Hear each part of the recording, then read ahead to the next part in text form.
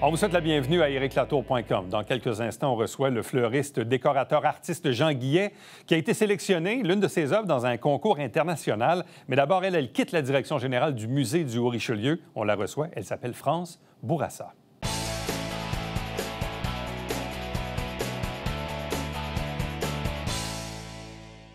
Une page d'histoire se tourne au musée. Vous allez me dire, histoire, musée, ça va ensemble. Mais c'est quand même une direction générale. France Bourassa, qui aurait été à la tête du musée du Haut-Richelieu pendant 15 ans. Elle est avec nous. Bonjour et bienvenue. Bonjour, Éric. Décision réfléchie, coup de tête, nouvelle opportunité? Réfléchie et nouvelle opportunité. Je me suis pas levée un matin en disant « c'est terminé ». J'avais commencé à réfléchir depuis quelques mois à ma position au musée, qu'est-ce que je pouvais apporter de plus. Puis, à un moment donné, en furetant un peu sur les offres d'emploi, j'ai vu quelque chose qui m'intéressait vraiment. Puis je me suis dit, bon, est-ce que je fais le saut après 15 ans passé au musée?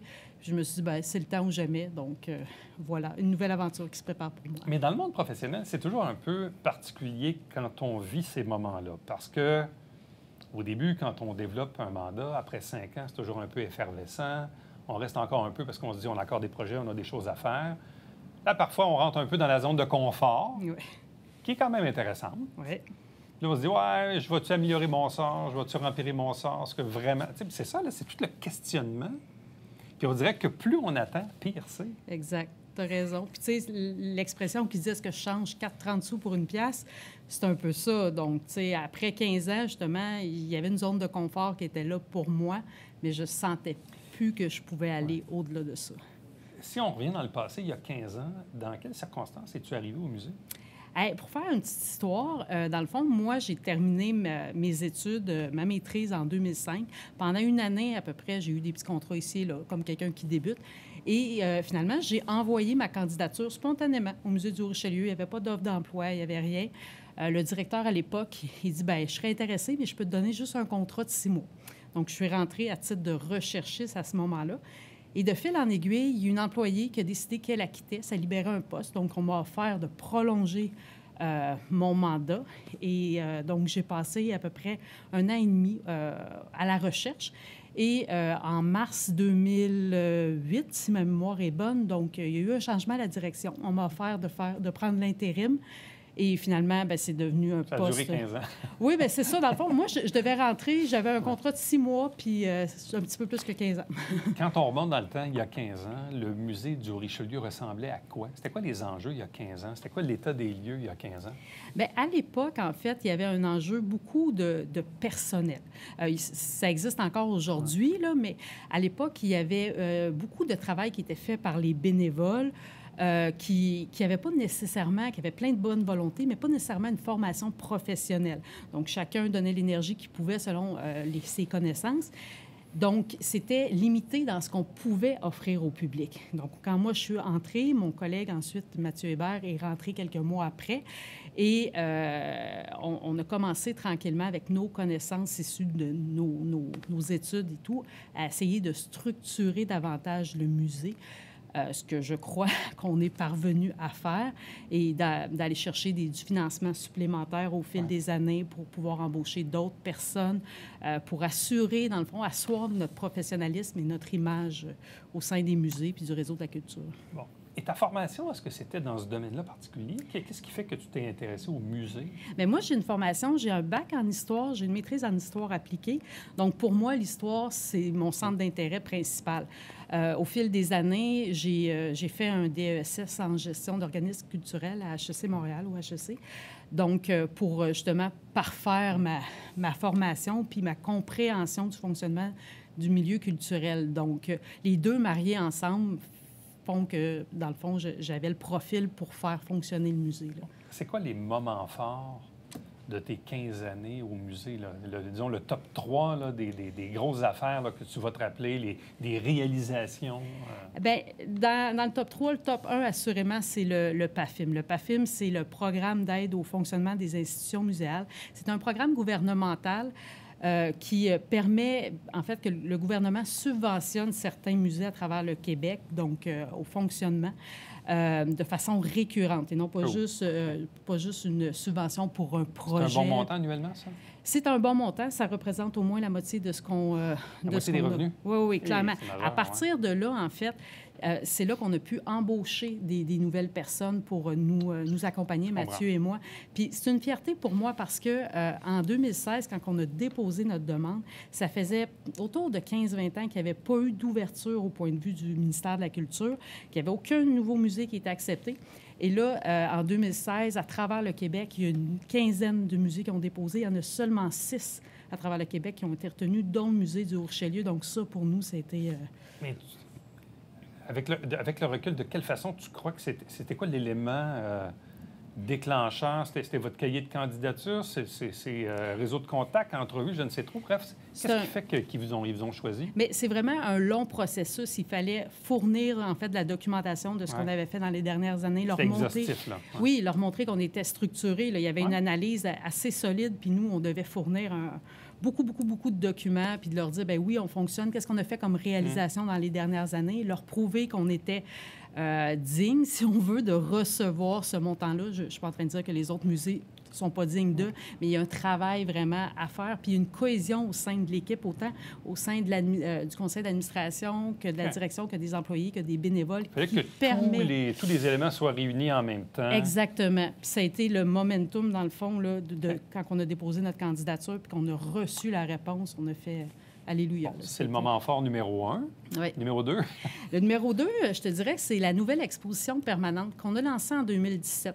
Parce que dans le monde des musées, en fait, une exposition permanente, on change ça aux 10-12 ans à peu près, tandis que les expos temporaires, ça va rouler 2 fois par année, 3 fois par année. Mais ça a été un travail de longue haleine aussi. On a eu une confirmation. Faire une petite histoire, on a eu une confirmation en 2011 du financement de cette exposition-là. Puis, finalement, ça a été retardé parce que la Ville et le ministère de la Culture ont décidé d'entreprendre des travaux d'envergure à l'intérieur et à l'extérieur du musée. Donc, finalement, pour aboutir, en fait, à l'enveloppe qu'on connaît actuellement, à la restructuration des salles, etc. Donc, on a été capable de lancer notre expo en 2017. Ça a été un travail acharné, mais combien satisfaisant. Si on a à résumer cette expo permanente, elle ressemble à quoi? Qu'est-ce qu'elle offre? Bien, en fait, ça a été l'opportunité pour le musée de mettre à niveau ces plateformes, en fait, d'éducation au sein de l'exposition même. Parce que, veut pas, l'histoire change pas. On peut explorer différents angles, mais l'histoire de la région n'a pas changé en tant que telle par rapport à la première exposition, bien, à l'exposition qui était là quand moi je suis arrivée, mais qui avait été créée en 2002-2003. Donc, on a été capable d'aller chercher des bornes interactives, des animations qui sont différentes, du visuel un peu plus dynamique. Donc, on est rentré vraiment dans l'ère actuelle des musées avec cette exposition-là. Donc, ça a été un tournant pour nous aussi, ce qu'on ne pouvait pas faire avant, là. Bon. Et le top 3, le troisième? Bien, le troisième, je te dirais que c'est plus un ensemble de l'ambiance qu'il y a au musée. Donc, je suis fière d'avoir contribué à cet esprit de famille-là, puis ce rassemblement, cette cohésion qu'on a, comme je disais tantôt, bien, le conseil d'administration très impliqué, les employés très attachés. Donc, tu sais, on m'a déjà dit, puis je le prends avec honneur, que j'étais une bonne patronne et que c'était agréable de travailler pour le musée. Les conditions sont agréables, on est flexible, on est pro-famille. Fait que ça, d'avoir gagné la confiance de mon équipe, puis tu sais, sur mon conseil d'administration, j'ai des gens, ça fait une dizaine d'années qui sont là. S'ils n'étaient pas satisfaits, ils seraient partis. Donc, cette rétention-là de l'équipe, je suis fière de ça. Moi, j'ai beaucoup senti dans les dernières années... C'est un drôle de parallèle parce qu'il y a plusieurs années, on trouvait que le collège militaire, c'était comme quelque chose d'ultra fermé. Il y a 30 ans, un Joannick qui allait au collège, il avait l'impression de passer aux douanes. C'était même pire que les douanes. J'ai l'impression que le musée s'est beaucoup ouvert vers le public, vers les entreprises, les institutions, la communauté en général. J'ai senti une ouverture, aussi, vous avez diversifié comment on pourrait dire ça, vous avez commercialisé certains services externes, vous avez diversifié l'offre. Ouais. Moi, j'ai senti ça beaucoup tourné vers l'extérieur. Mais c'était le défi qu'on s'est donné dans les dernières années, surtout en pouvant avoir des nouveaux employés qui nous aident à l'éducation, à l'animation, etc. Donc, d'aller chercher les gens autrement que par la grande porte. C'est-à-dire qu'il y a des gens qui connaissent pas nécessairement le musée, mais ils vont venir et ils vont faire un décor sur céramique ou une fête d'enfants.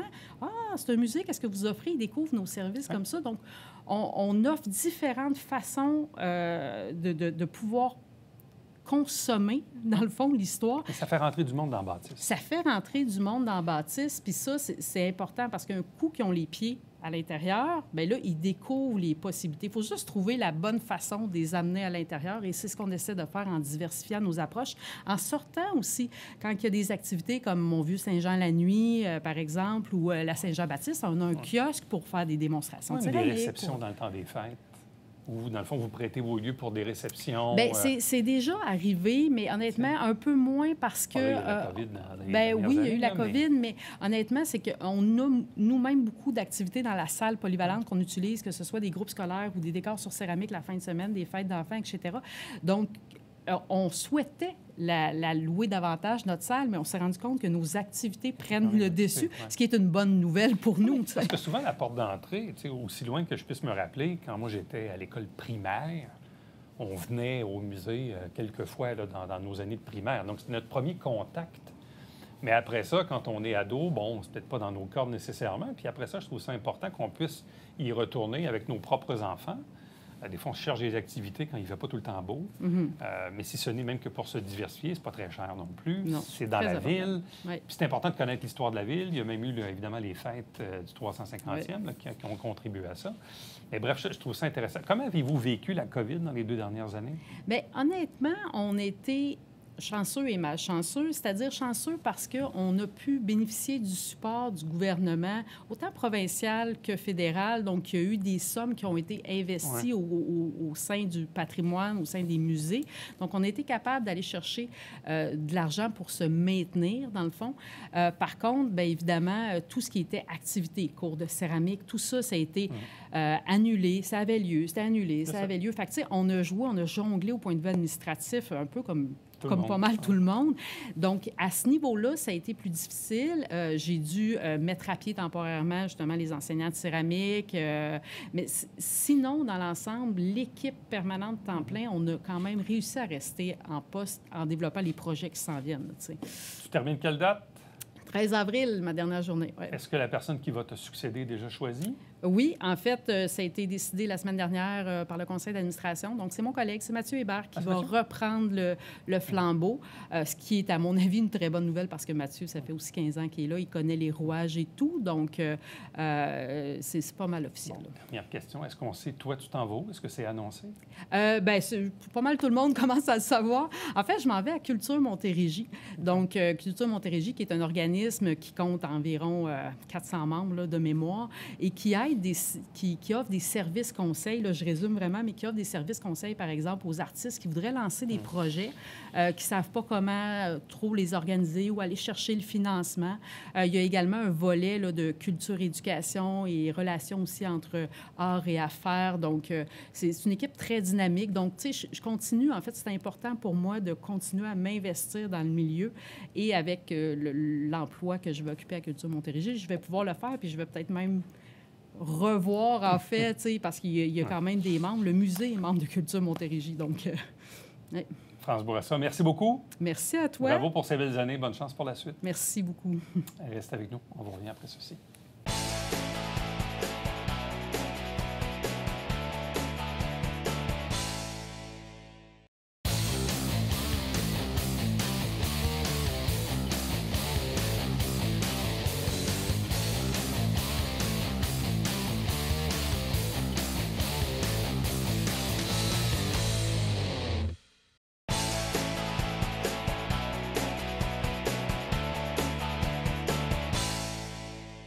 Un artiste bien de chez nous, artiste fleuriste, décorateur, on pourrait lui donner toutes sortes de synonymes. C'est Jean Guillet. Il a participé récemment à un concours international où il a été évidemment sélectionné. Son œuvre a été sélectionnée.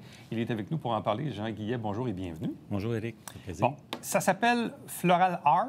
International. International. Ouais. C'est un concours qui, normalement, se tient une fois à tous les 2 ans. Exactement. là, évidemment, avec la COVID, il y a eu toutes sortes de délais parce qu'initialement, tu t'étais inscrit en mars 2020. Exactement. Mais là, ce n'est que tout récemment que tu as su que l'une de tes œuvres avait été sélectionnée. À l'automne, à cet automne qu'on a eu le résultat. Bon, c'est quoi l'importance de ce concours-là? Écoute, moi, je trouve que je suis privilégié parce que c'est un de mes amis, Marc Bergeron, avec qui j'ai fait les Landars en Suisse, les 2 fois que j'ai représenté le Canada, qui m'a demandé si ça m'intéressait de participer à ce livre-là, comme je dis, que tu viens de dire le nom, là. Et puis, j'ai dit, regarde, je vais essayer de voir parce que c'est des sommités qui sont vraiment dans ce livre-là. C'est des choses qui sont achetées à terre, complètement fous. Écoute, c'est quelque chose, là. Autant, en tout cas, c'est tous les pays qui participent à ce livre-là. Et c'était la première fois que tu participais? Oui, exactement, oui. Okay. Est-ce que tu les connaissais? J'ai déjà vu les livres, mais je ne pensais pas un jour de retrouver oui. une de mes photos à l'intérieur. Qu'est-ce qu'il y a de particulier dans ce concours-là?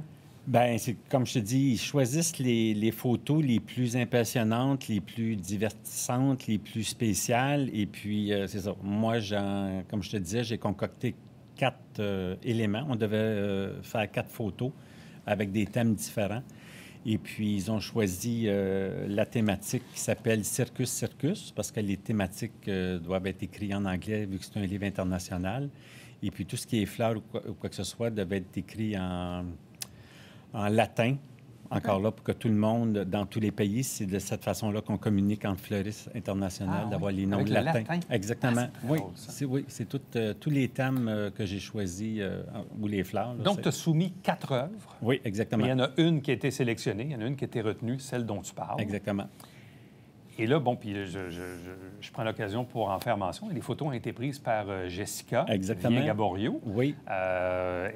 Et j'imagine que ça aussi, ça fait partie de l'équation d'avoir une bonne prise de vue. Exactement. Parce qu'on est dans de l'image, là. Donc, c'est la photo qui fait foi de tout, là. Je te dirais, Éric, le dilemme que j'ai eu, c'est que les pièces ont été faites à la boutique et c'était de les prendre et de les déménager une à une pour aller les réinstaller au studio. Dans le temps, c'était chez L'Art Photo, au 2e étage. Disons que celle-là, qui était quand même, comme je te dis, qui est quand même spéciale, a été tout un...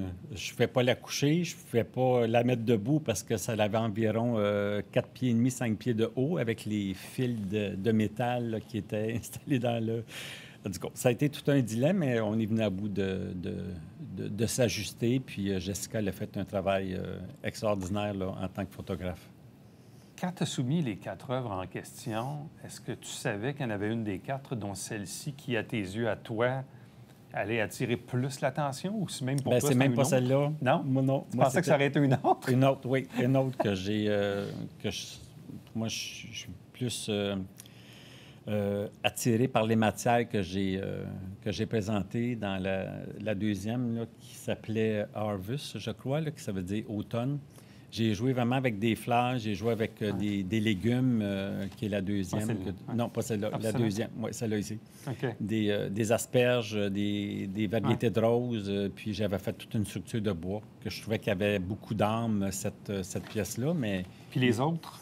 L'autre, ça a été un classique là, qui s'appelait Maple Roses, celle-là. Et la dernière qu'on voit, ça a été quand même assez... c'est un arbre qui était chez ma sœur, un sapin qui était mort complètement. Et on a décidé, ou en tout cas, j'ai eu l'idée de faufiler,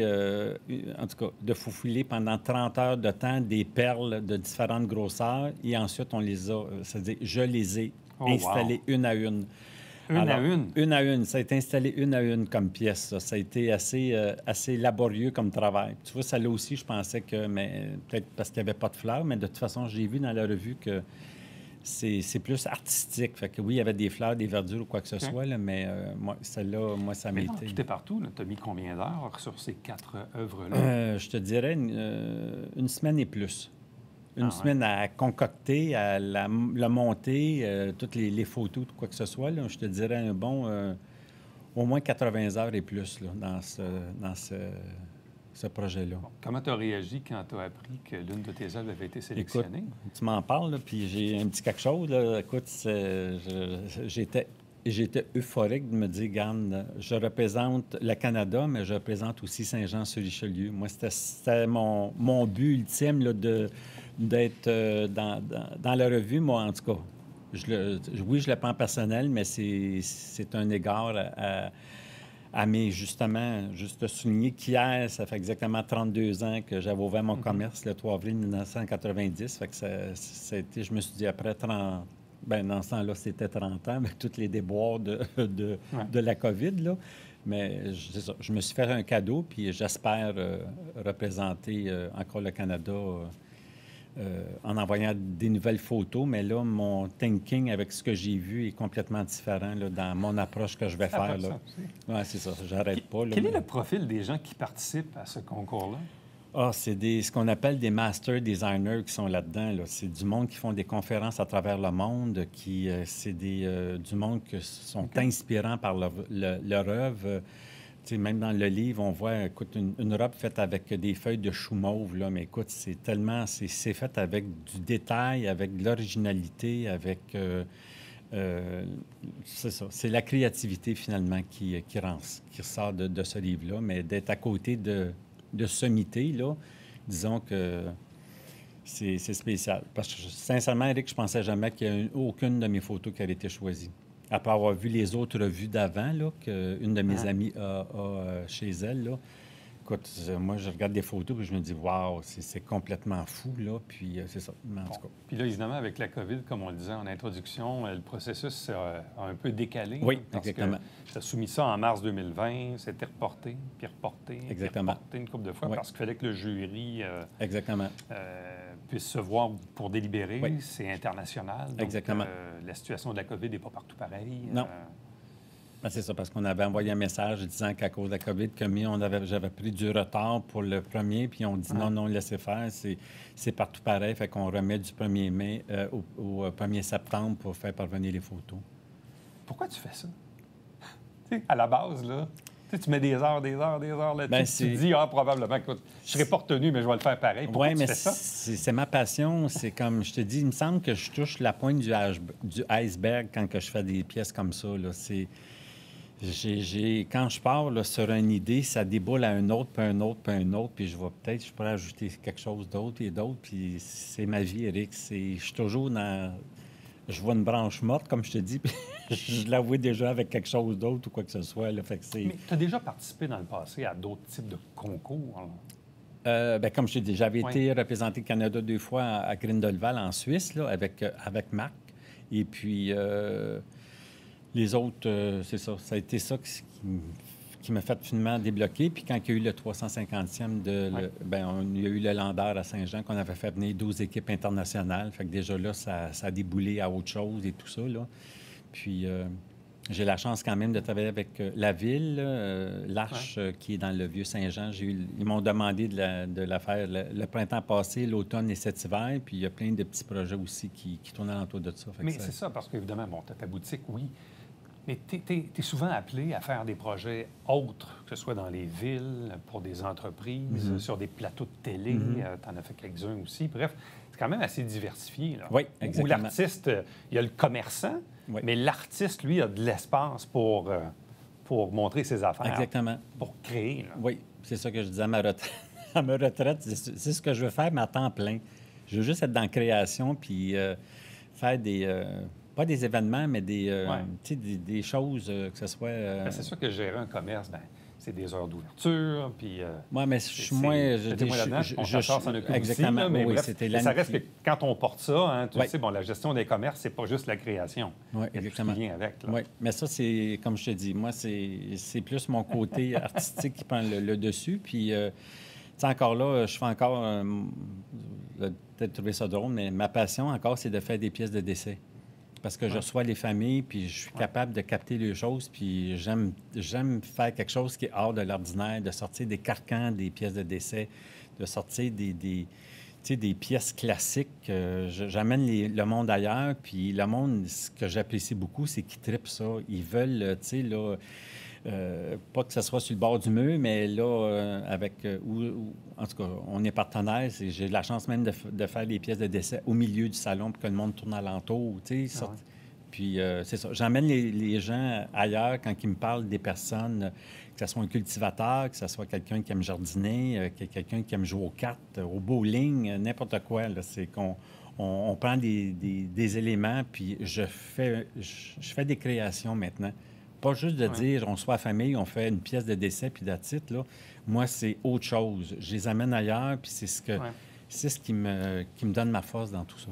Là, les pièces sélectionnées là, dans les photos qu'on a ici, est-ce qu'elles existent encore, ces pièces-là? Il y a celles-là qui existent, mais les fils de métal ont été vraiment coupés courts parce que je ne vais pas mettre ça à la boutique. C'est trop gros, ça?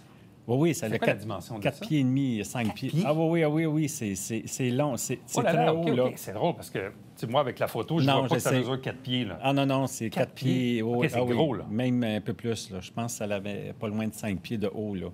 Ça, je te dis, quand on l'a déménagé, on fait pas... Quelle lasteur, quoi, tu dis que tu as coupé un peu les câbles? Oui, les fils de métal sont vraiment coupés plus courts, mais le bouquet est toujours en boutique, là.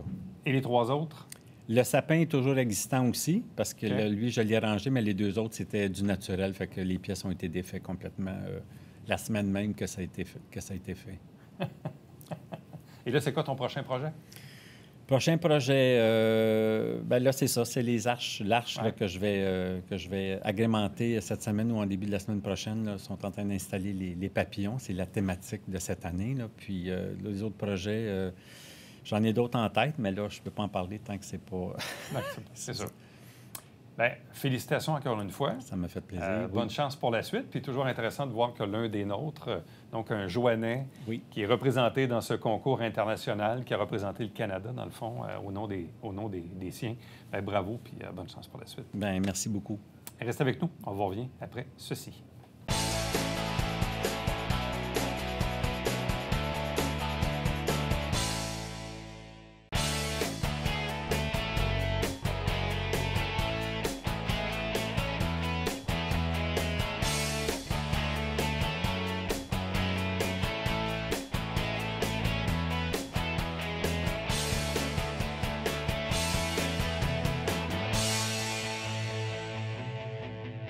Dimanche 10 avril, Mathieu Bourret dit le climatologue, c'est un café-concert. Il y en a de plus en plus d'organisés du côté d'Iberville au domaine Trinity. Donc, si ça vous intéresse, allez sur maculture.ca pour avoir de l'information.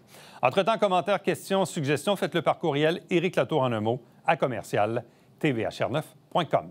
À demain.